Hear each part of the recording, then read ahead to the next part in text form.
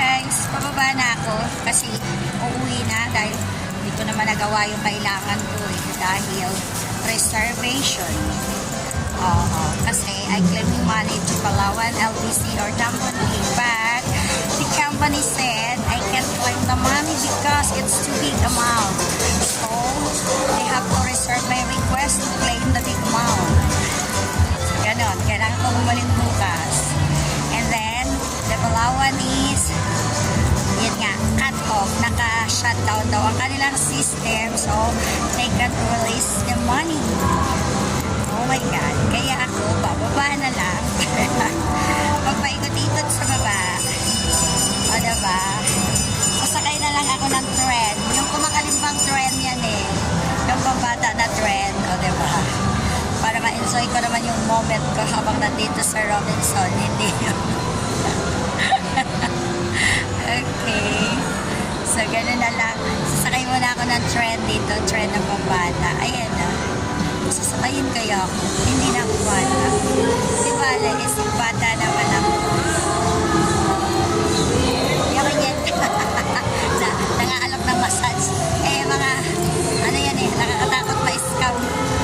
Kapatid kong puso na-scam yan. Ma'am, massage ka kayo, libre lang. Tapos nung, na-hypnotize, na-ikaskas ang credit card worth 83,000. Oo, naibigay naman yung worth 83,000 na item yung mga massage. Pero kumbaga hindi worth it dahil hindi naman kailangan na siya, na-hypnotize ng mga ganyan. Kaya yung mga ganyan, ay hindi ko tinitignan yan, binabara ko. I don't need it. Daming mga spam, gusto ko magpamassage pero yung anak ko na lang magpasas sa akin. Ay, nandito pa rin yung mga nakakatuwa na display. Oo, dito, likod dito, Starbucks. Yun ang maganda dito sa Robinson. May mga ganyan siya. Parang may mini garden na fake.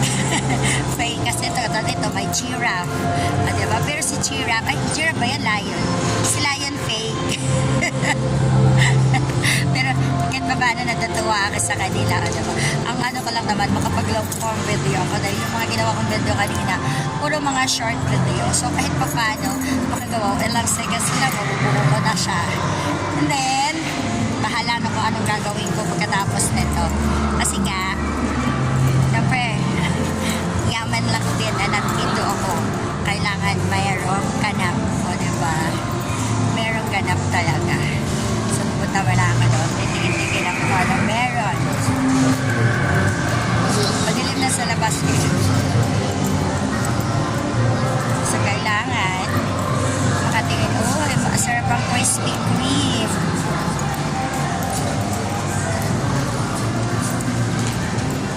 Okay. Event space.